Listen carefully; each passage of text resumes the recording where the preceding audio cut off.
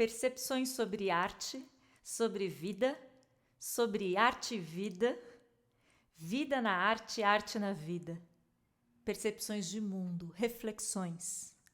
Uma tese em andamento. Por Tharita de Souza. Episódio 1. Rizoma.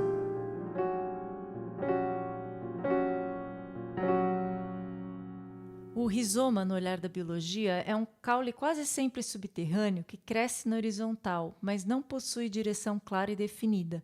Se apresenta de diferentes formas e agrega múltiplas funções, tais como conectar outros caules, armazenar nutrientes e reproduzir.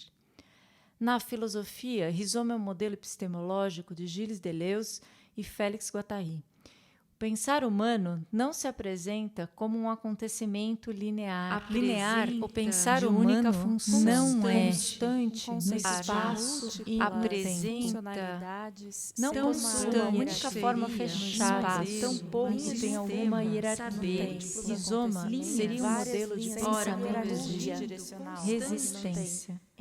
Um sistema aberto de vários saberes, onde as linhas se conectam, ora convergindo, ora divergindo, em constantes transformações, como um pensar em múltiplas entradas. Ele pode ser rasgado. Rizoma É mapa, modificações, montagem de qualquer nações, em todas as revertido, suas aberto, a montagem não todas as preparadas e rasgadas seriam por um indivíduo, uma única forma, constantemente e possibilidades de pensar rizoma, como um acontecimento, pode formação criar que você social. quer ouvir a cada momento.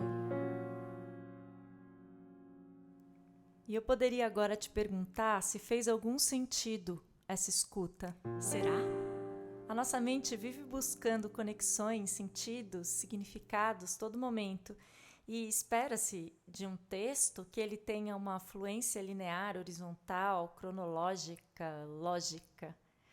Por outro lado, a contemplação de uma obra de arte, ela apresenta uma solução quase que imediata, que nos chegam por vários caminhos, pelos órgãos sensoriais, pelos sentimentos, pelos pensamentos, alguma coisa que acontece, somos afetados.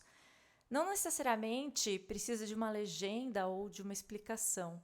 A arte, ela simplesmente é o que é. Ela é o que a gente compreende e aquilo que a gente tem na gente. Quando ouvimos uma música ou estamos diante de um quadro, de uma escultura, algo nos atravessa. Nos vêm sentimentos, ideias, sinapses, talvez a solução daquele problema cotidiano ou simplesmente nos faz esquecer de tudo. Somos transportados para uma outra realidade, uma realidade que pertence ao campo onírico, a um campo abstrato, esse lugar de invenção, de criação, um lugar de memória. Agora você pode voltar ao podcast e ouvir de uma outra maneira, sem buscar um sentido, um raciocínio lógico unidirecional, simplesmente se entregar aos seus próprios pensamentos e sentimentos e deixar vir o que vier. Linhas de fuga de uma realidade cotidiana. O rizoma não tem começo nem fim, mas sempre um meio pelo qual ele cresce e transborda. Nota de rodapé. A ideia dessa experiência em forma de episódio nasceu de uma busca de explicar um conceito que já foi e é tão falado e descrito em livros e teses, mas de uma forma diferente. O primeiro experimento nesse sentido foi em formato de texto, uma escrita, e que acabou virando uma arte visual. Logo depois, tive a vontade de transpor para um formato de podcast, mas que tivesse uma certa transgressão desse conceito, onde a apresentadora traz um conteúdo já elaborado, ou uma entrevista, ou um debate, mas a minha ideia era promover uma experiência sonora em que a ouvinte pudesse recriar, através da escuta, a sua própria narrativa. Como um jogo de caça-palavras, que a gente vai criando as frases, mas tudo dentro de um grande guarda-chuva temático. Outra coisa importante para contar para vocês sobre o processo é que eu não escrevi um texto prévio.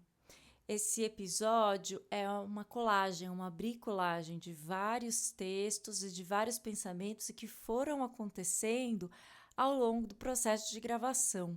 Algumas falas eu regravei, outras eu deixei como vieram. Eu também não busquei padronizar minha voz, então a voz está em lugares diferentes, eu uso microfones diferentes, ela tem timbres diferentes também. E isso faz parte justamente dessa experiência artística.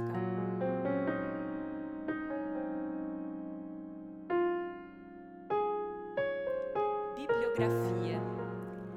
E as coisas que foram ditas vieram dos livros Mille Plateaux, número 1, dos filósofos franceses Gilles Deleuze e Félix Guattari, Música Errante, um jogo da improvisação livre, do músico, professor e pesquisador Rogério Costa, um jogo chamado Música, Escuta, Experiência, Criação e Educação, da musicista, pesquisadora e educadora Teca Alencar de Brito, da minha dissertação de mestrado, o canto coral como processo criativo, a educação musical do jovem e adolescente no contexto da pedagogia Waldorf, do curso Ateliê de Voz da fonoaudióloga e arte educadora Renata Gélamo, dos ensaios da Orquestra Errante, Núcleo de Música Experimental e Improvisação Livre do Departamento de Música da ECA USP e das múltiplas leituras que se confundem no início da produção de uma tese. Bom, e se você chegou até aqui, gostou da experiência ou de alguma forma se inspirou por ela, me conta, eu vou gostar muito de saber. E se você achou tudo muito sem sentido, também me conta, eu vou adorar saber. Seria o fim ou um novo começo?